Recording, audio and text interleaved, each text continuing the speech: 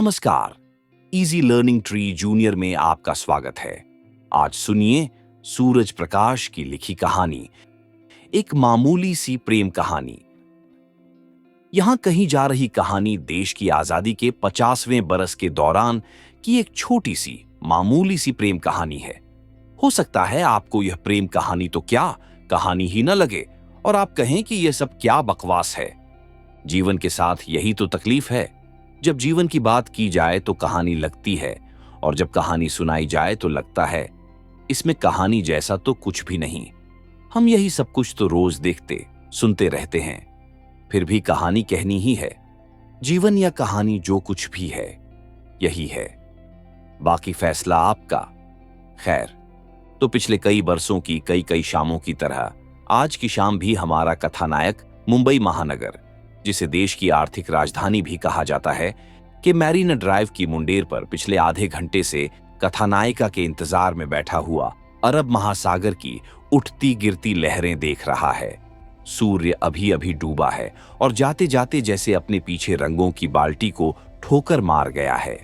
सारे रंग गड्ढमड्ढ होकर क्षितिज पर बिखर गए हैं। कथानायक का नाम कुछ भी हो सकता है। उसकी उम्र 20-22 बरस से लेकर 28-30 बरस कुछ भी हो सकती है। वह किसी भी विषय में ग्रेजुएट या पोस्ट ग्रेजुएट हो सकता है। वह किसी बैंक में क्लर्क या किसी प्राइवेट फर्म में जूनियर असिस्टेंट या किसी फैक्ट्री में स्टोर कीपर भी हो सकता है। ऐसे 50 धंधे हैं इस महानगर में जो कथानायक या कथानायक जैसे दूसरे नौजवान करते मिलेंगे। वैसे भी इस कहानी में इस बात से कोई फर्क नहीं पड़ता कि वह ठीक ठीक कौन सा काम करता है। जहां तक उसके रहने का सवाल है, वह मुंबई महानगर के दूर या पास के किसी उपनगर में स्टेशन से काफी दूर एक झोपड़पट्टी में रह सकता है और एंटाप हिल, बांद्रा सरकारी वसाहत, सहार, P&T कॉलोनी में क्लास 4 क्वार्टर्स में से किसी फ्लैट में सबलेटिंग करके एक कमरा भी लेकर रह सकता है। और यह भी हो सकता है कि कहीं खाने की सुविधा के साथ पेइंग गेस्ट बनकर रह रहा हो। यह भी हो सकता है कि वह किसी हेड क्लर्क नुमा अपने किसी बॉस के 1.5 कमरे के मकान में रात को बिस्तर बिछाने भर की जगह में रह रहा हो। होने को तो यह भी हो सकता है कि वह किसी लॉज में 6 या 8 बिस्तरों वाले एक बड़े से कमरे में रह रहा हो, जहां रहने के साथ साथ खाने की सुविधा भी हो। बेशक वहां का खाना इतना घटिया हो कि आए दिन उसका पेट खराब हो जाता हो, लेकिन फिर भी वहीं जमा हुआ हो। इतना तय है कि वह कहीं भी रह रहा हो, किराए का कमरा लेकर रहने की उसकी हैसियत नहीं है। होती तो कथानायिका से कब से उसकी शादी हो चुकी होती और वह इस समय यहां बैठा उसका इंतजार न कर रहा होता। कथानायिका को अब तक आ जाना चाहिए, उसने सोचा और राह चलते एक आदमी की घड़ी पर निगाह डाली। उसे यहां बैठे हुए 45 मिनट होने को आए थे। कथानायिका से उसकी मुलाकात यहीं इसी जगह पर हुई थी, लगभग 2.5 साल पहले। कथानायिका की जिंदगी भी कमोबेश कथानायक जैसी ही है। उसका भी कोई भी नाम, नौकरी, डिग्री, जाति, धर्म हो सकता है। अलबत्ता रहती वो अपने घर में है और इस तरह कुछ मायनों में कथानायक से बेहतर स्थिति में है। बाकी बातें एक दूसरे से मिलती जुलती हैं। शायद इसी वजह से दोनों के बीच बातचीत शुरू हुई होगी। कथानायक इस शहर में परदेसी है, कथानायिका स्थानीय। उसका अपना घर बार है। बाकी सारे दूवोक एक जैसे, सांझे और बराबर भी। कथानायिका साधारण काठी की औसत सी दिखने वाली लड़की है। बेशक उसकी आंखें खूब गहरी और खास तरह की चमक लिए हुए हैं। उसका बाकी चेहरा मोहरा साधारण है। रंग भी थोड़ा दबा हुआ है, जिसकी वजह से वह कई बार हीनता महसूस करती है। 1 मिनट ठहरें। यहां इस बात की जरूरत महसूस हो रही है कि कहानी में बेहतर संवाद स्थापित करने के लिए कथानायक और कथानायिका का नामकरण कर दिया जाए, ताकि उन दोनों की कहानी पढ़ते हुए हम महसूस करते रहें कि वे भी हमारी तरह हाड़ मांस के जीते जागते इंसान हैं और उनकी भी, बेशक मामूली ही हो, अपनी खुद की जिंदगी है और उनकी भी एक पहचान है। चूंकि यह कहानी भारत देश, उसकी आजादी की 50वीं वर्षगांठ और उस दौरान की मामूली सी प्रेम कहानी है, इन दोनों के नाम भारत और भारतीय रख दिए जाएं तो आप शायद ऐतराज न करें। संयोग से कथानायिका भारतीय उपनाम से कविताएं भी लिखती है। हमारे कथानायक और कथानायिका जिन्हें हम आगे पूरी कहानी में भारत और भारती के नाम से जानेंगे। हालात के मारे दो अदने से इंसान हैं, बेहद शरीफ और जमाने भर के सताए हुए। उनकी पूरी जिंदगी को सिर्फ 3 लफ्जों में बयान किया जा सकता है, संघर्ष, संघर्ष और संघर्ष। सफलता एक भी नहीं। वैसे मौका मिलता तो वे भी जिंदगी की सारी सीढ़ियां आपको एक साथ चढ़कर दिखा देते। बस उन्हें अपनी जिंदगी संवारने का मौका ही नहीं मिला। हर तरह से योग्य होने के बावजूद, हर संभव कोशिश कर लेने के बावजूद। वैसे उनकी इस हालत के लिए उन्हें तो कतई दोषी नहीं ठहराया जा सकता।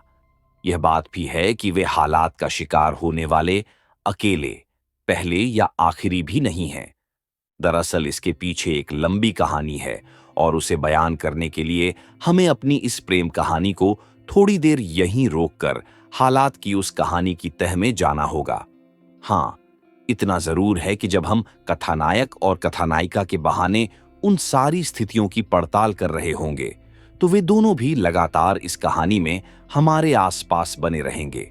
बल्कि जहां भी मौका मिलेगा हमें आगे की अपनी कहानी खुद ही सुनाएंगे। तो देश की यह 50वीं वर्षगांठ थी। यह साल भी पिछले सारे सालों की तरह वैसे ही शुरू होकर यूं ही गुजर जाने वाला था। और उन दोनों के लिए आजादी के इस साल और पिछले 49 सालों में कोई अंतर नहीं था। फिर भी इस साल सरकारी तौर पर और सरकारी खर्च पर पूरे देश में उत्सव का माहौल रहने वाला था। इस मद के लिए सरकार ने करोड़ों रुपए पहले ही अलग रख दिए थे, जिन्हें साल भर चलने वाले सरकारी समारोहों, उत्सवों, नाटकों और नौटंकियों में खुले हाथों से खर्च किया जाना था। इन आयोजनों के लिए बहुत ऊंचे दर्जे की बीसीओ समितियां बना दी गई थीं और उनके सलाह मशविरे से ये सारे भव्य आयोजन किए जाने थे। जहां तक कथानायक और कथानायिका का इन सब आयोजनों से जुड़ने का सवाल था, वे पूरी तरह से उदासीन थे। वैसे भी सरकार उन्हें इस सब में शामिल होने के लिए नहीं कहा था। किसी ने न तो उन्हें इन सब के लिए आमंत्रित किया था और न ही किसी भी स्टेज पर उन्हें विश्वास में लिया गया था। वे चाहकर भी इस सब में शामिल नहीं हो सकते थे। कथानायिका के इंतजार में बैठे कथानायक भारत की सोचने की गंभीर मुद्रा देखकर कल्पना करना मुश्किल नहीं लगता कि वह इस समय किस उधेड़बुन से गुजर रहा होगा। हो सकता है वह इस समय दूर किसी गांव में या छोटे शहर में अपनी बीमार मां, रिटायर्ड बाप, बेरोजगार छोटे भाई, शादी के इंतजार में बैठी बहन के बारे में सोच रहा हो और इस महीने भी उन्हें अब तक मनी ऑर्डर न भेज पाने के बारे में परेशान हो, या उसे आज अपनी इस नौकरी से जवाब मिल गया हो और वह एक बार फिर बेरोजगार होने जा रहा है। हो सकता है कल उसकी प्रेमिका का जन्मदिन हो और वह उसके लिए छोटा मोटा तोहफा लेने के बारे में सोच रहा हो। इस बात की भी संभावना है कि आज शनिवार हो और उसकी जेब में एक भी पैसा न हो। उसे हर हालत में आज अपने ठिये का किराया चुकाना हो, नहीं तो या उसने नायिका से आज बढ़िया खाना खिलाने का वादा कर रखा हो, या उसकी नौकरी में कोई लफड़ा या रहने की जगह है, या हो सकता है अभी तक जो हमने अनुमान लगाए वह सारे ही गलत हों। वह तो बस यूं ही यहां मौसम और शाम की रंगीनियां देखकर कुछ वक्त बिताने की नीयत से मैरीना ड्राइव की मुंडेर पर आकर बैठ गया हो। दरअसल जैसा कि मैंने बताया, देश की आजादी का यह 50वां साल पिछले 49 सालों से कोई फर्क नहीं रखता। सब कुछ वैसा ही था, बल्कि कई मायनों में बदतर। अगर इस बीच जनसंख्या बढ़ी थी तो उसके अनुपात में बेरोजगारी कई गुना बढ़ी थी। हालांकि आजादी के इस 50वें बरस में भी पिछले बरस और उससे भी पिछले कई बरसों की तरह देश के सभी विश्वविद्यालयों, महाविद्यालयों, तकनीकी और प्रबंध संस्थानों ने लाखों की संख्या में हर तरह से योग्य और कुछ कर गुजरने के उत्साह से लबरेज पोस्ट ग्रेजुएट्स और ग्रेजुएट्स तैयार करके सड़कों पर उतार दिए थे। उनकी जगह तुरंत ही और उनसे भी अधिक तादाद में नए लोग उनकी जगह लेने इन संस्थानों आदि में पहुंच गए थे। भीतर सबके समाने लायक जगह नहीं थी, फिर भी लोग थे कि किसी भी तरह एक बार दाखिला पा लेने के लिए आकुल व्याकुल थे। कई लोग तो इसके लिए अपनी हैसियत से ज्यादा पैसे खर्च करके भी भीतर जगह पाने के लिए होड़ सी लगा रहे थे। इससे कोई फर्क नहीं पड़ता था कि उनकी रुचि किस विषय में थी और प्रवेश किस विषय में मिल रहा था। उन्हें तो बस एक अदर डिग्री से मतलब था, कैसे भी किसी भी विषय की मिले। वे जानते थे उन्हें जो नौकरी अगर कभी मिली तो सिर्फ डिग्री के आधार पर मिलेगी, उसमें दर्ज विषय के आधार पर नहीं, उनकी विशेषता के आधार पर कतई नहीं। उधर बाहर सड़कों पर अभी भी पिछले कई बरसों के बकाया पोस्ट ग्रेजुएट्स और ग्रेजुएट्स हर तरह से योग्य, जरूरतमंद और इच्छुक होने के बावजूद अपने लायक कोई काम नहीं तलाश पाए थे और हर वक्त अपने हाथ में मैली पड़ चुकी डिग्रियों, आवेदन पत्रों की कॉपियों और अखबारों की कतरनों का बंडल उठाए दफ्तरों, फैक्ट्रियों, सेवा योजन कार्यालयों के गेट के आसपास और चौराहों, नुक्कड़ों पर देखे जा सकते थे। वे हर कहीं मौजूद थे, वे सब जगहों पर अरसे से थे। बेरोजगारों की इस भीड़ में इन नए लोगों के आ जाने से हर कहीं भीड़ बेतहाशा बढ़ गई थी और लगभग हर जगह एक दूसरे को धकियाने की सी नौबत आ गई थी। इन सब लोगों का धैर्य हालांकि अब तक चुक जाना चाहिए था और मनोविज्ञान के नियमों के हिसाब से मारामारी, सिर फुटौवल और इस तरह की दूसरी अराजक स्थितियों की शुरुआत हो जानी चाहिए थी। फिर भी न जाने क्यों आमतौर पर यह स्थिति नहीं आ पाई थी। ये लोग बेहद आस्थावान थे, प्रतीक्षा और आश्वासनों के सहारे यहां तक कि कठिन और असंभव यात्रा पूरी करके आ पहुंचे थे। उन्हें अभी भी उम्मीद थी कि कोई जादुई चिराग उनकी जिंदगी का अंधेरा दूर करने के लिए बस आता ही होगा। बल्कि पिछली पीढ़ी में से भी अधिकतर लोग बिना कोई ढंग का काम पाए अपनी जिंदगी की आधी सदी पूरी कर चुके थे। न तो उनका इंतजार खत्म हुआ और न ही कोई जादुई चिराग उनकी अंधेरी जिंदगी में रोशनी का एकाध कतरा ही ला पाया था। ये सारे के सारे लोग जो बेरोजगार थे और काम करना चाहते थे, अरसे से खाली पेट और लगभग सुन्न दिमाग लिए अब तक पस्त होने को आए थे। लेकिन जैसा कि मैंने बताया, उनकी आंखों में चमक अभी भी बाकी थी और वे एक तक सड़कर उस मुहाने की तरफ देख रहे थे जहां से कभी कभी रोजगार के कुछ एक मौके मुहैया कराने वालों के आने की बारीक सी उम्मीद रहती थी। अमूमन वे लोग कभी इस तरफ आते देखे तो नहीं गए, सिर्फ सुने गए थे और अगर कभी वे आए भी थे तो आगे आगे खड़े दो चार लोगों को अपने पीछे आने का इशारा कर बहुत तेजी से लौट गए थप। उनके आने और लौटने के बीच का अंतराल इतना कम होता था कि पीछे खड़े लोगों को हवा भी नहीं लग पाती थी और वे लौट चुके हाथे थे।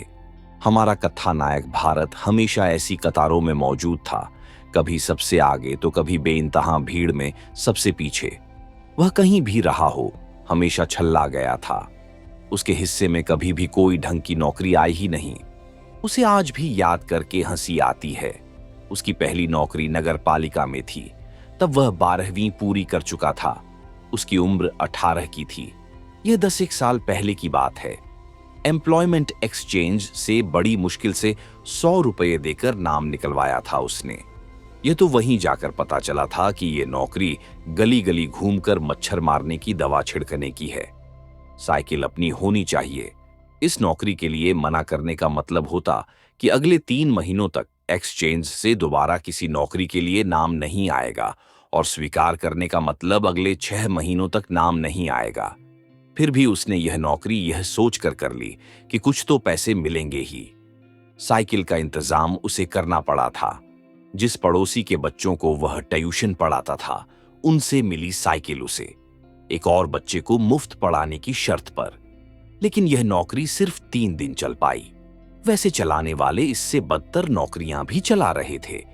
भारत ने भी आगे पीछे कई वाहियात नौकरियां की ही थीं, लेकिन मच्छर मारने वाली इस नौकरी से वह एक पल के लिए भी कूद को जोड़ नहीं पाया था। बहुत बेमन से 2-2.5 दिन काटकर उससे अलग हो गया था। ऐसा नहीं था कि बेरोजगारी के लंबे लंबे दौर से गुजरते कथानायक या उसके साथ के सारे बेरोजगार कभी निराश नहीं होते थे या उन्हें गुस्सा नहीं आता था। दरअसल इनकी निराशा और इनका गुस्सा सिर्फ इन्हीं की जान लेता था। चरम हताशा की हालत में कुछ एक खुदकुशी कर लेते थे या घर वालों के साथ सामूहिक रूप से जहर खा लेते थे। लेकिन अब तक ऐसी कोई वारदात सुनने में नहीं आई थी कि नौकरी मांगने वालों ने कोई भी काम न मिलने पर मिल मालिकों, बैंकों या सरकारी दफ्तरों का घेराव किया हो, हिंसा का रास्ता अपनाया हो या कहीं ऊंची आवाज में बात की हो। एक भी ऐसी घटना सुनने में नहीं आई। शायद बेरोजगारों की ही जमात ऐसी थी कि जो संगठित नहीं थी। उनका कोई गुट नहीं था, न कोई रहनुमा। हाँ, कभी कभार कुछ स्वार्थी तत्व जरूर इन लोगों को अपने मतलब के लिए अपने पीछे आने वाली भीड़ में शामिल कर लेते और अपना काम सधते ही इन्हें वापस सड़कों पर ठेल देते थे। कथानायक अपने चारों ओर गहरी हताशा और निराशा से देखता था। वह जानता था कि अकेले बलबूते पर पूरे देश में बरसों से फैली भयंकर अव्यवस्था, बेरोजगारी और हद दर्जे की उदासीनता से कभी नहीं लड़ पाएगा। कोई नहीं लड़ सकता था। किसी को किसी की परवाह नहीं थी। कहीं कोई सुनवाई नहीं थी। हालत इतनी खराब थी कि रोजगार दफ्तरों के रजिस्ट्रों में और नाम लिखने की जगह नहीं बची थी। फिर भी हर बेरोजगार नौकरी की हल्की सी उम्मीद में रोजगार दफ्तरों के आगे लगी कतारों में दिन भर खड़ा रहता। फिर भी नाम लिखवाने के लिए उसका नंबर नहीं आ पाता था। देरी की शिकायत करने पर यही बताया जाता कि स्टाफ की कमी है, देर तो लगेगी ही। यही हालत सब जगह थी। छोटे से छोटा काम कराने के लिए भी उसे घंटों लाइनों में लगना पड़ता। एक लाइन का काम खत्म करके दूसरे काम के लिए दूसरी लाइन में नए सिरे से अपनी बारी लगानी होती। इन्हीं लाइनों के चक्कर में सिर्फ आधे घंटे के काम के 15-15 दिन लग जाते। सभी जगह स्टाफ की कमी का रोना रोया जाता। सच तो यह था कि एक तरफ स्टाफ की बेहद कमी थी और दूसरी तरफ काम करने लायक अमूमन हर तीसरा व्यक्ति बेकार था या अपनी योग्यता और हैसियत से कम का काम उन्हें पौने दामों पर करने के लिए मजबूर था। यह भी हो रहा था कि एक लंबा अरसा बीत जाने के बाद इस तरह के युवक सचमुच ही बेकार हो चुका था। तब उसमें न तो काम करने का मादा बचता, न इच्छा शक्ति ही। इस तरह से उसे तैयार करने में समाज की ढेर सारी पूंजी तो बेकार जाती ही थी। उसकी खुद की बरसों की मेहनत, पूंजी, लगन और ईमानदार कोशिश भी बेकार चली जाती थी। रोजगार हो न हो, पेट सबके पास लगभग एक जैसा ही था, जो आधा अधूरा ही सही अनाज मांगता था। इसी खाली पेट को किसी भी हालत में भरने की मजबूरी कई लोगों को आपराधिक जगत की तरफ मोड़ देती, जहां जाने के तो कई आसान रास्ते थे, लेकिन वापसी का कोई रास्ता नहीं होता था। कथानायक के पास कुछ भी तो नहीं था कि दे दिलाकर ही कहीं खुद को फिट करवा लेता। न सिफारिश, न रिश्वत के पैसे। वैसे भी वह रोज ही देखता था कि जो लोग किसी न किसी तरह जुगत भिड़ाकर, कुछ दे दिलाकर या ऊंची सिफारिश लगवाकर इन थोड़ी सी नौकरियों से चिपक भी गए थे, वे भी इतने विरोधाभास की जिंदगी जी रहे थे कि आश्चर्य होता था कि अब तक ये लोग पागल क्यों नहीं हो गए। बॉटनी का गोल्ड मेडलिस्ट बैंक के काउंटर पर बैठा दिन भर नोट गिनता था और फिजिक्स का फर्स्ट क्लास कहीं सड़े हुए सरकारी दफ्तर में घून लगी कुर्सी पर बैठा आलतू फालतू की चिट्ठियों को दर्ज कर रहा था। अंग्रेजी साहित्य के MA पास युवक होटल में ग्राहकों के डिनर के आर्डर लेते मिलते और हिंदी का PhD किसी दूर दराज चुंगी पर बैठा जाहिल ट्रक ड्राइवरों से माथा पच्ची कर रहा होता। बायोकेमिस्ट्री की प्रथम श्रेणी की MSc पास लड़कई टेलीफोन ऑपरेटर की टुच्ची सी नौकरी करने पर मजबूर था। पॉलिस्टर टेक्नोलॉजी में PhD युवक किसी चाय कंपनी में मार्केटिंग मैनेजर होता। कहीं कहीं ऐसा भी होता कि घोड़ा डॉक्टरी की डिग्री लेने के बाद जब किसी युवक को दूर पास कहीं भी छोटी सी भी नौकरी नहीं मिलती थी, तो वह मोटर पार्ट्स की या किताबों की सेल्समैनी वाली घुमंतू नौकरी सिर्फ इसलिए स्वीकार कर लेता था कि घर वालों के आगे हर समय थोबड़ा लटकाए रहने से तो यही बेहतर था। उसने खुद ने भी तो ग्रेजुएट होने के बाद ऐसे काम किए थे जिन्हें कोई 8वीं पास भी आराम से कर सकता या कर रहा होता। इस वक्त का सबसे बड़ा सच यह था कि कई डाकखानों के बाहर दसियों की संख्या में बेकार ग्रेजुएट्स बैठे हुए 1-1, 2-2 रुपये लेकर अनपढ़ मजदूरों के घर पर भेजे जाने वाले मनी ऑर्डर फॉर्म भरकर रोजी रोटी कमा रहे थे।